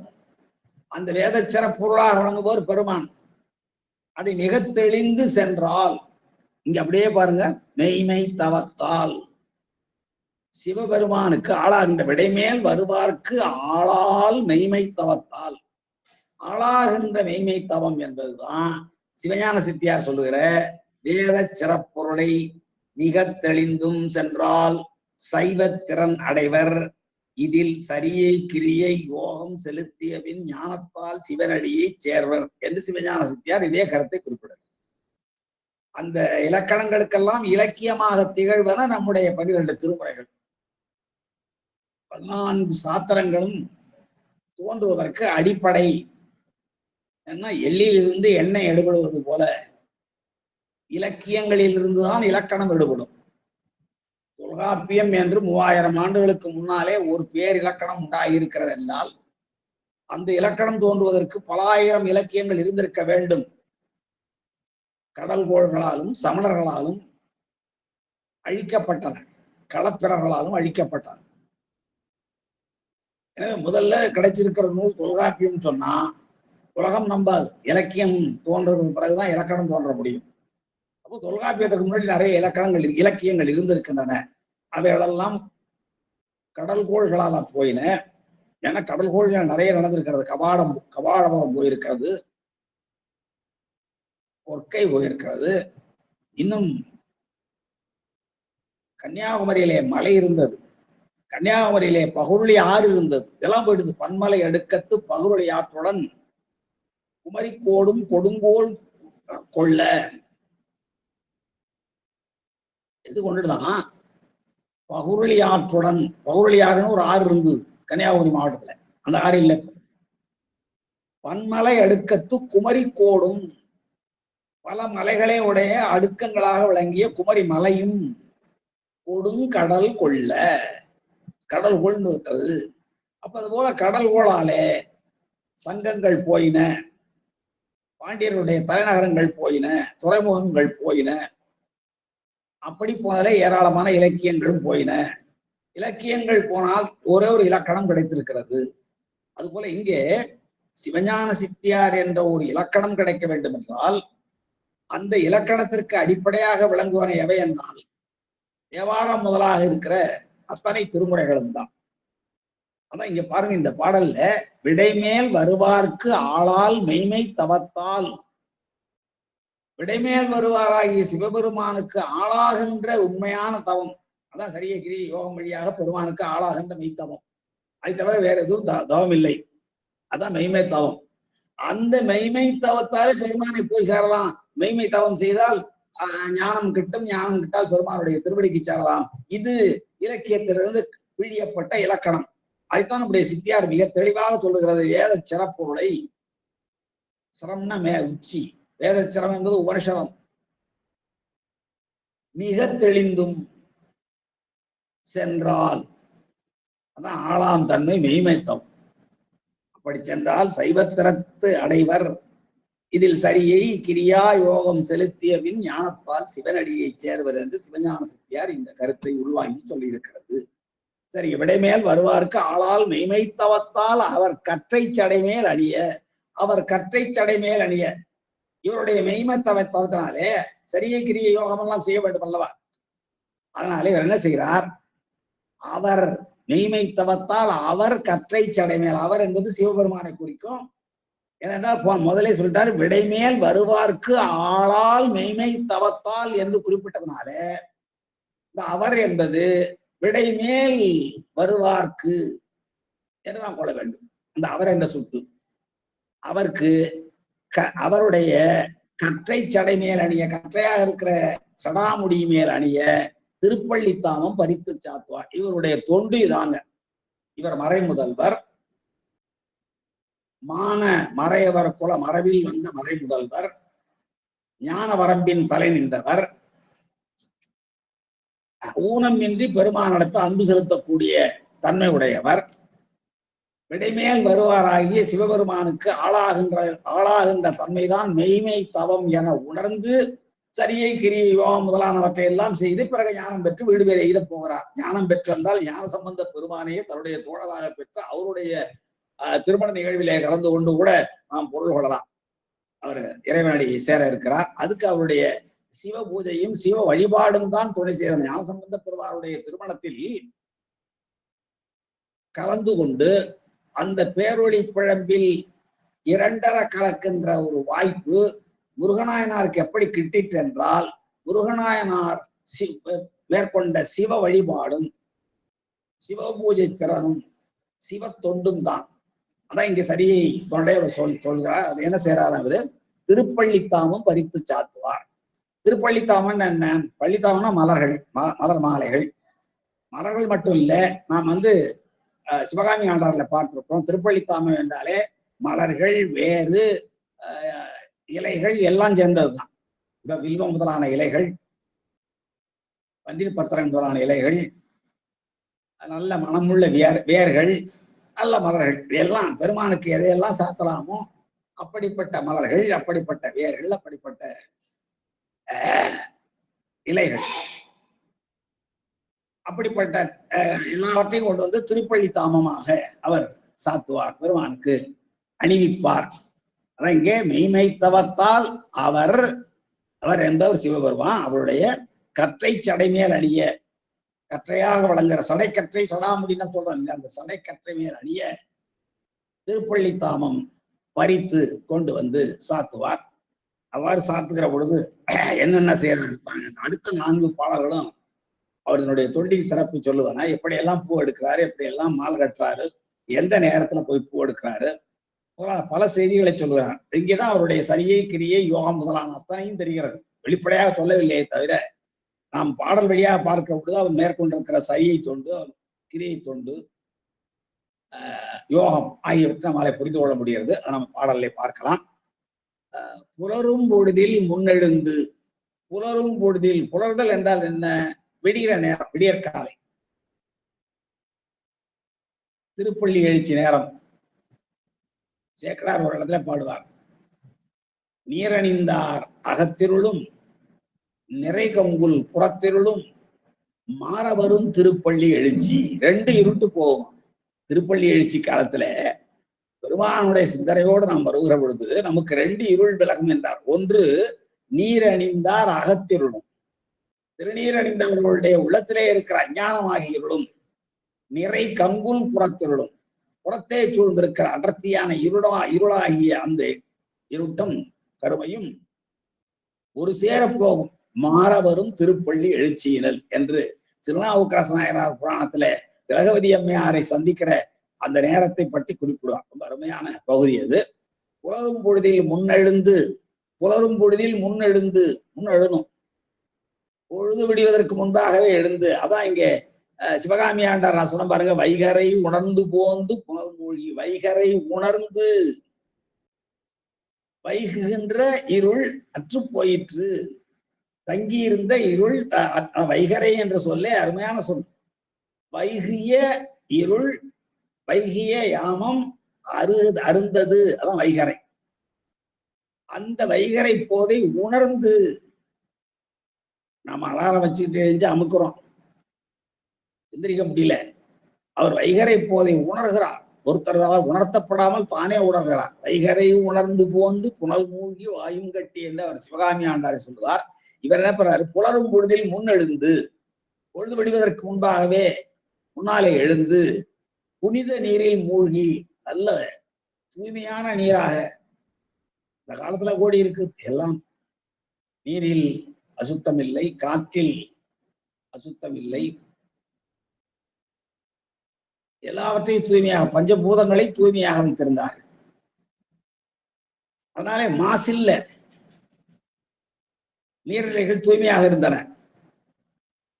இங்கே புலரும் பொழுதில் முன்னெடுந்து புனித நீரில் மூழ்கி, புனித நீரில், காலையில தூய்மையான நீரில், குளிர்ந்த நீரில் மூழ்கி போய் மலரும் செவ்வி தம்பெருமான் முடிமேல்.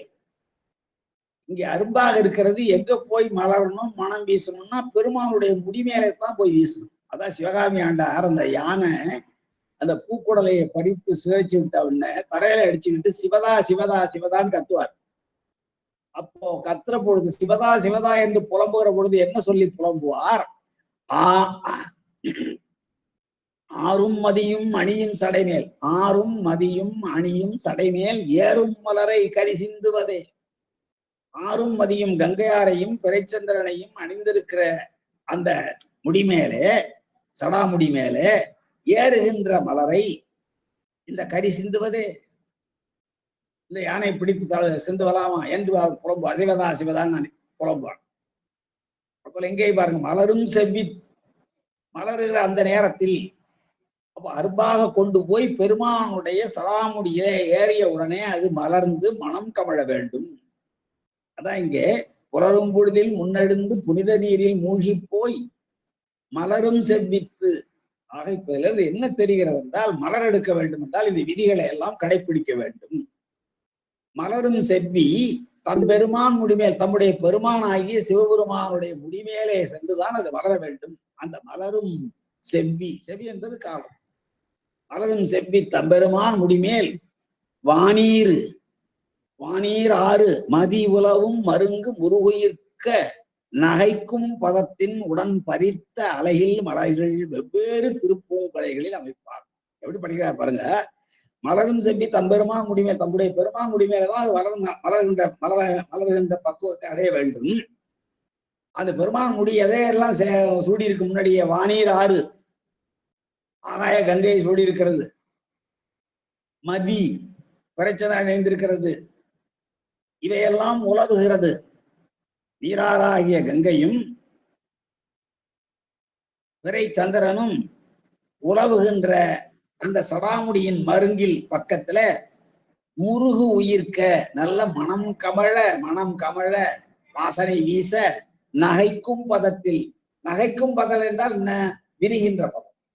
மலர் அரும்பாக இருக்கிறது, விரியறது தான் நகைத்தல். பூ நகைக்கிறது என்றால் என்ன பொருள்? நகை என்றாலே மலர வேண்டும் என்றால். நகை நம்முடைய முகத்தில் நகைப்பு தோன்றுகிறது என்றால் என்ன அர்த்தம்? சிரிப்பு வருகிறது என்றால் மலர்ச்சி வருகிறது என்பதுதானே பொருள். நகையும் உவகையும் கொள்ளும் சினத்தின் பகையும் உழவோ பிற என்பார் வள்ளுவர். ரெண்டு சேர்த்து கொள்ளுகிற கொலைகாரன் நம்மிடமே இருக்கிறான். ஒரு சினம் என்ற ஒன்று நகை உவகை ரெண்டையுமே அழிச்சிடும். மனதில் தோன்றுகிற மகிழ்ச்சியையும் அந்த மகிழ்ச்சியின் விளைவாக முகத்தில் தோன்றுகிற மலர்ச்சியையும் ஒரு சேர கொள்ளும் சினம். அதை விட மனிதனுக்கு பகை உண்டா? அப்போ நகை என்றால் விளங்குவது என்பது பொருள். பொதுவாகவே நகு என்ற சொல்லுக்கு விளக்கம் என்ற பொருள். நகு என்ற அடிப்படைக்கு விளக்கம். நகர் என்றால் கிராமங்களை தாண்டி எல்லாராலும் காணப்படுகிற அளவுக்கு விளக்கமாக தோன்றுவது நகர். நகை என்றால் முகம் மலர்கிறது, நகை அணிகிறார்கள், விளக்கமாக அவர்களை எடுத்து காட்டுகிறது.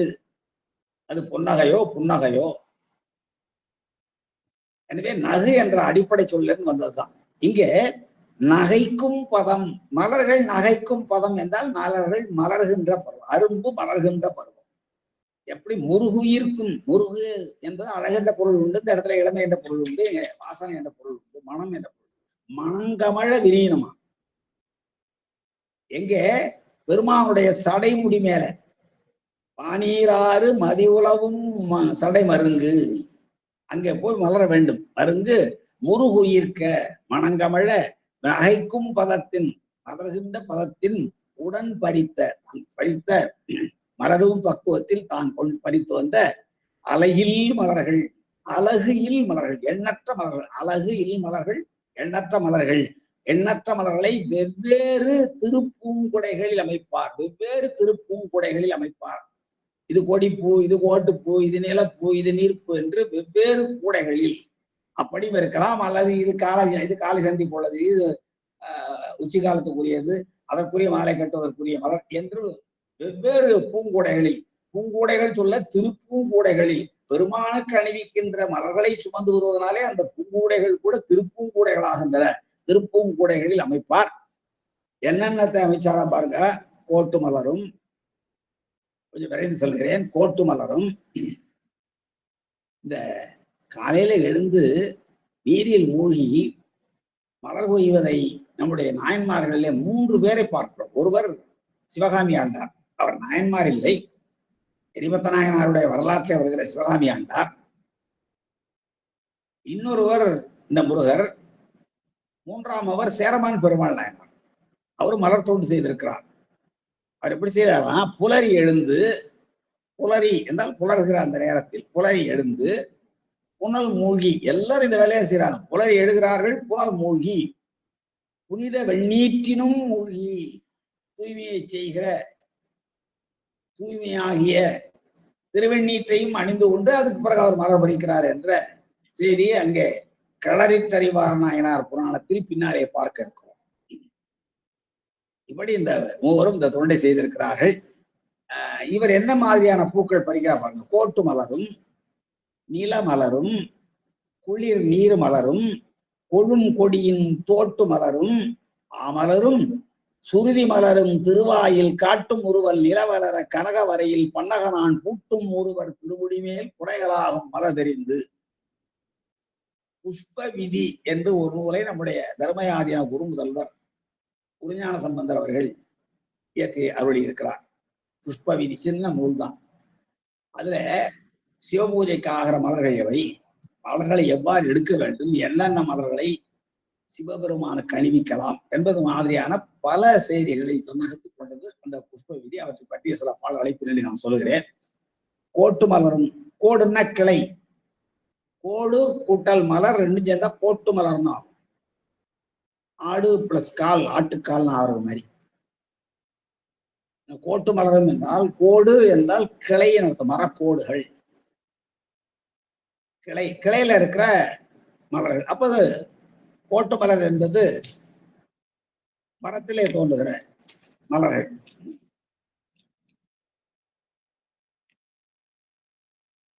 பெருமானுக்கு மிக உகந்த கொன்றை மலர் கோட்டு மலர் தான்.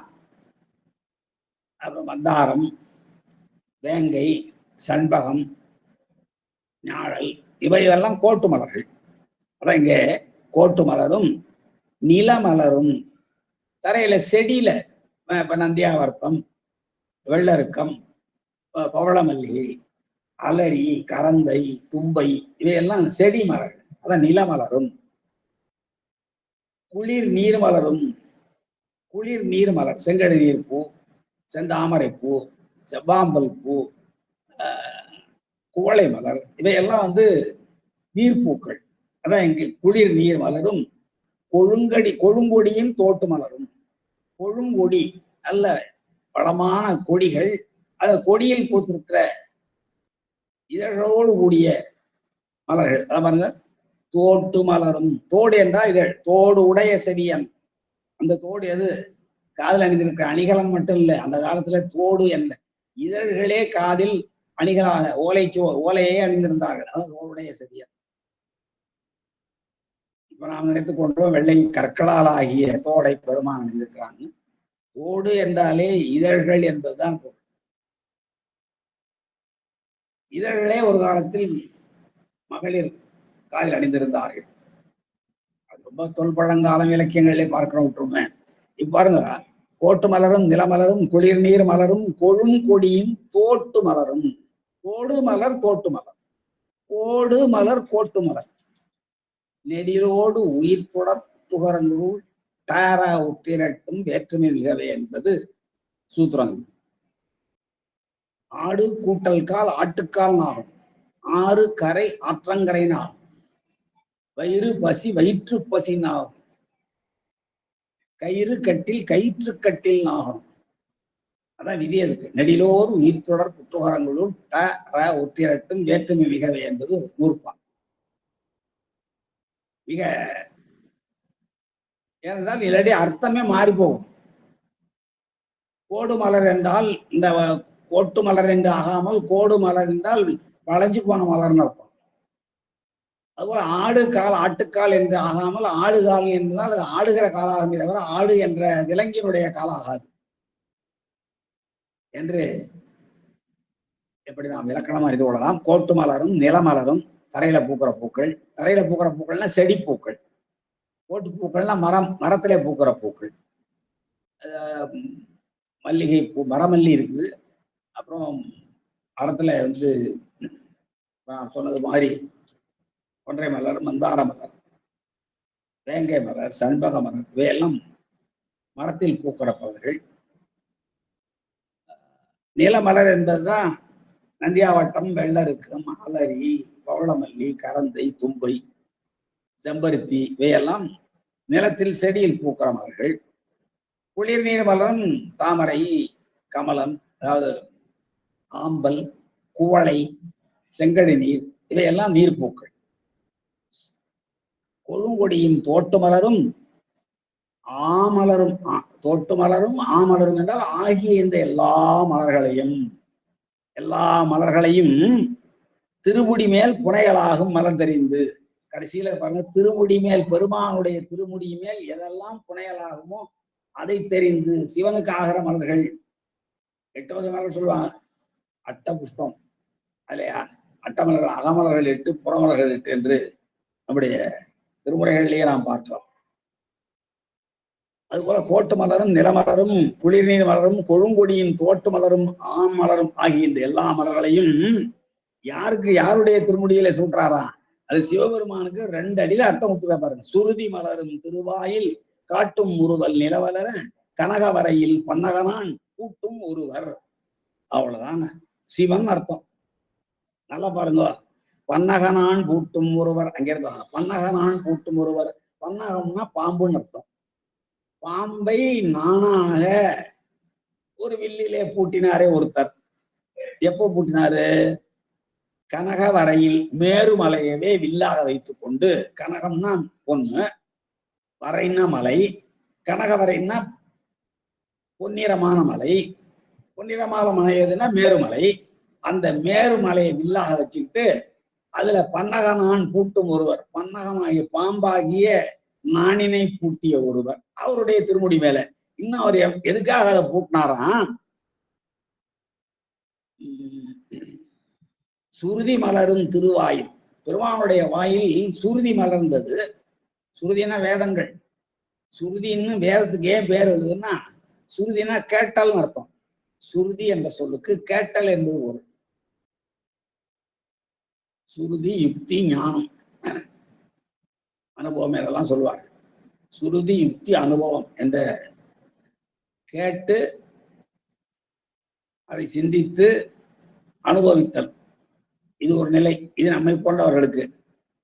பெரிய ஞானிகளுக்கு முதல்ல அனுபவம் வந்துருமா. அந்த அனுபவம் இயல்பானதா என்பதை கேட்டறிந்து கொள்வார்களாம் சுருதியின் வழியாக. அப்படி ஒரு நிலை ஞானிகளுக்கு வரும். இங்கே சுருதி மலரும் திருவாயில், வேதத்தை சொல்லுகின்ற அந்த அழகிய வாயில் காட்டும் முறுவல், புன்னகையை காட்டுறாரு. வேதத்தை சொல்லுகிற வாய் புன்னகை பூக்கிறது. புன்னகையாகிய நிலவு மலர்ந்தது. ஆனா அவரே என்ன செய்யறாரு? மேருமலையினை வில்லாக வைத்து பன்னகத்தை, பன்னகம்னா பாம்பு, பாம்பை நானாக பூட்டினார். இந்த இடத்துல ஒரு வரலாறே உள்ளடக்கிட்டார் சுவாமி. என்ன வரலாறு? திரிபுர அரக்கர்களை மேருமலை வில்லாகவும் பாம்பை நானாகவும் கொண்டு, அந்த அம்பை என்னன்னு உங்களுக்கு தெரியும், திருமாலும் அக்னியும் வாயுவும் அம்பாக வந்தது. அதை அது எய்வதற்கு முன்பாக சிரிக்கிறார் இல்லையா, அதான் நிலவு அலற. பாருங்க, சுருதி மலரும் திருவாயில், வேதத்தை சொல்லுகின்ற அந்த திருவாயில் இருக்கிற முறுவல், திருவாயில் காட்டும் முறுவல், திருவாயிலிருந்து வெளிப்படுகிற அந்த முறுவலாகிய நிலவு அலற. அங்க மலையெல்லாம் எரிஞ்சு போச்சு, புறம் எரிஞ்சு போச்சு, நிலவு அலற. ஆனாலும் இவர் என்ன பண்ணுகிறாரு? கையில கனகவரையில் பன்னகனான் பூட்டுகிறார். அப்படிப்பட்ட ஒருவருக்கு, அப்படிப்பட்ட ஒப்பற்றவருக்கு ஒருவன் என்னும் ஒருவன் காண்க தனக்கு ஓமை இல்லாதான் ஓமனிலி என்றெல்லாம் பெருமான் சிறப்பித்து சொல்லப்படுவார். அந்த முப்புற அரக்கர்களை மேருமலையை வில்லாகவும் பாம்பை நானாகவும் பூட்டிய அந்த ஒருவர் சுருதி மலர்கின்ற தன்னுடைய வாயினாலே காட்டுகிற முறுவல் நிலவு அறந்ததனாலே அழித்து விட்டார் என்பதை நாம் உய்த்துணர வைக்கிறார் தெய்வ சேக்கிழார். அப்படிப்பட்டவருடைய திருமுடி மேல் புனைய, அவருடைய திருமுடி மேல் புனைவதற்கு ஆகும் மலர் தெரிந்து, தெரிதல் என்றால் ஆராய்தல் என்பது பொருள். தெரிந்து தெளிதல் என்ற ஒரு அதிகாரம் இருக்கிறது திருக்குறள்ல. ஒரு மன்னனானவன் அமைச்சர்களையும் மற்றவர்களையும் நன்கு ஆராய்ந்து பிறகு அவர்களை அந்தந்த பதவிகளில் இருத்தல் வேண்டும் என்பதற்கு தெரிந்து தெளிதல், தெரிந்து என்றால் ஆராய்ந்து என்பது பொருள். பரிமேலவர் அப்படிதான் எழுதுவாரு. இங்கேயும் மலர்களை தெரிந்து ஆராய்ந்து எடுக்க வேண்டும். அது எப்படி மலர்களை ஆராய்ந்து எடுக்க வேண்டும், ஏன் எடுக்க வேண்டும் என்றால், மலர்களை எப்படி ஆராய்வது ஒரு சின்ன பாடல் வழி உங்களுக்கு நான் சொல்ல விளைகிறேன்.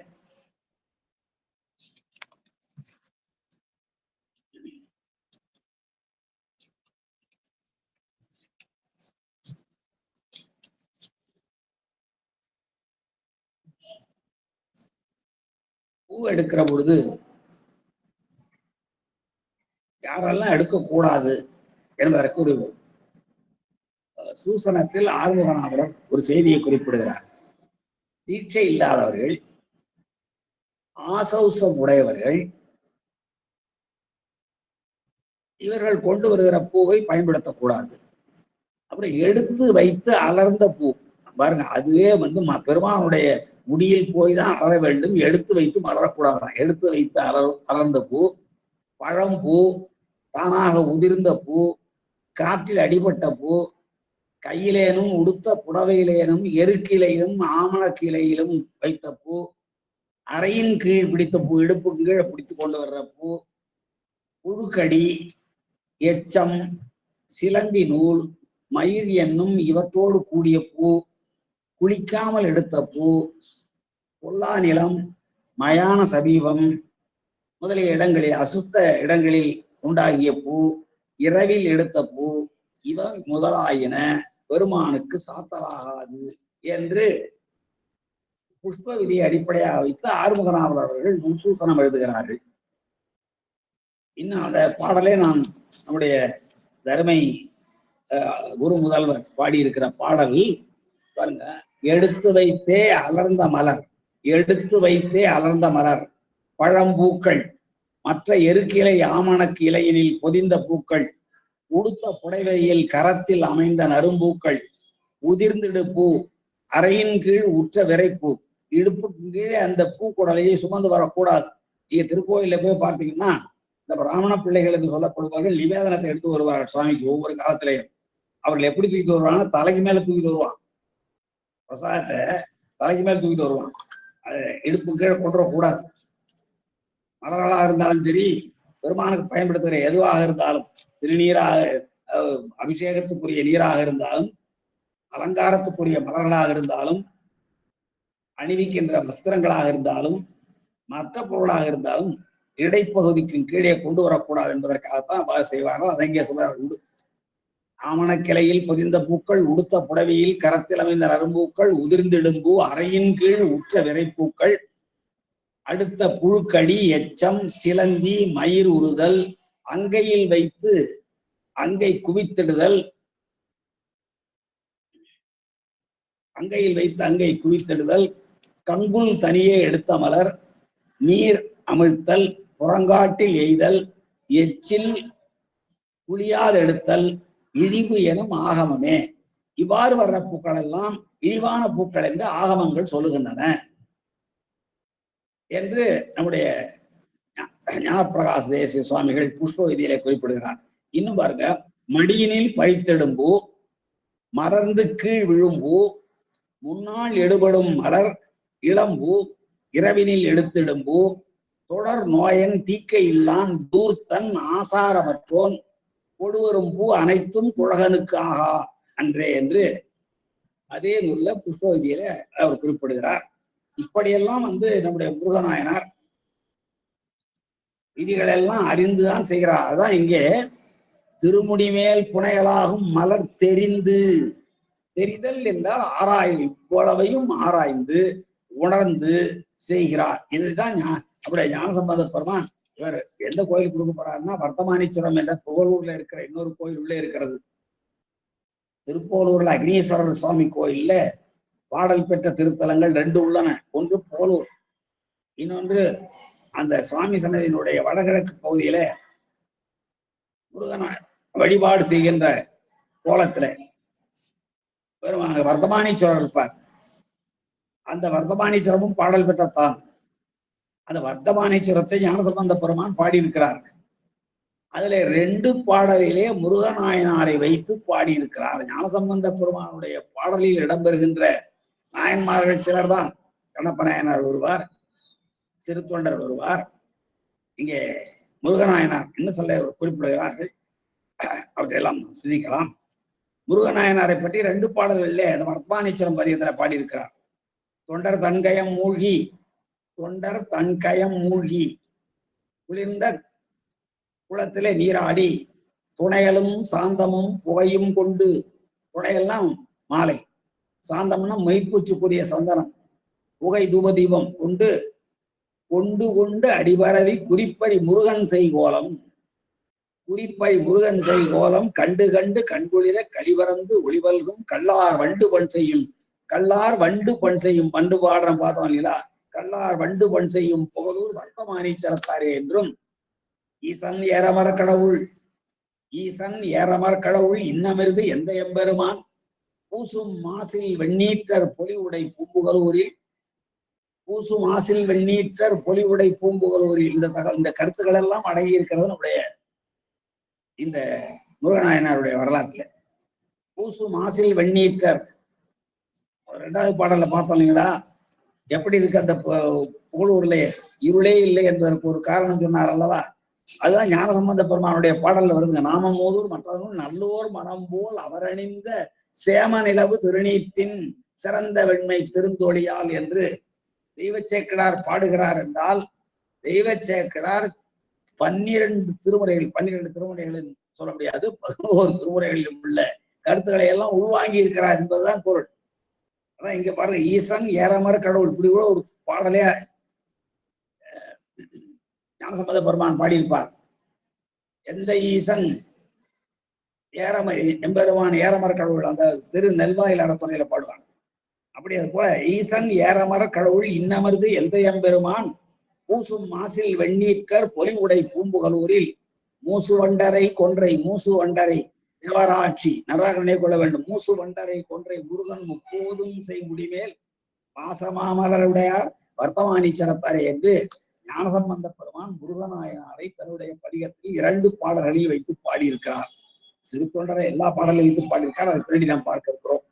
அப்படி இந்த கோட்டு மலரும் நிலமலரும் குளிர் நீர் மலரும் கொழும் கொடியின் தோட்டு மலரும், கொடியில பூத்திருக்கிற இதழோடு கூடிய மலர்களும் ஆமலரும் ஆகின்ற எல்லா மலர்களையும் திருமுடி மேல் புனைய, சுவாமியினுடைய திருமுடி மேலே அணிவிப்பதற்கு புனேலாகும், அவருடைய பெருமானுடைய திருமுடியில் சாத்தலாகும் மலர்கள் எவையோ அவற்றை தெரிந்து ஆய்ந்து இப்படியெல்லாம் ஆய்வு செய்து படித்தாராம். அங்கே பெருமானை சொல்லுகிற பொழுதுதான் சுருதி மலரும் திருவாயில் காட்டும் முறுவல் நிலவர கனகவரையில் பன்னகனான் கூட்டும் ஒருவர் என்று பெருமானுடைய அந்த அட்டவீரட்ட செயலிலே ஒன்றாகிய திரிபுரம் எரித்த வரலாற்றை அவர் மேருமலையை வில்லாகவும் பாம்பினை நானாகவும் கொண்டிருந்தார் என்றாலும், தன்னுடைய சுருதி மலர்கின்ற திருவாயில் காட்டுகின்ற முருவலாலே எரித்தார் என்ற குறிப்பினை அப்படி தெய்வச்சேக்கிழார் பாடி காட்டி இருக்கிறார் என்று இந்த 8வது பாடலோடு நிறைவு செய்து கொண்டு, எஞ்சி இருக்கிற பாடலை நாம் அடுத்த வாரம் சிந்திக்கலாம் என்று சொல்லி கேட்டிருந்த சைவ தமிழ் சான்றோர்களுக்கும் வாய்ப்பளித்த பெருமக்களுக்கு அவருடைய பணிவார்ந்த நன்றியை, வணக்கத்தை, வாழ்த்தினை தெரிவித்து நிறைவு செய்கிறேன். நன்றி, வணக்கம். திருச்சிற்றம்பலம்.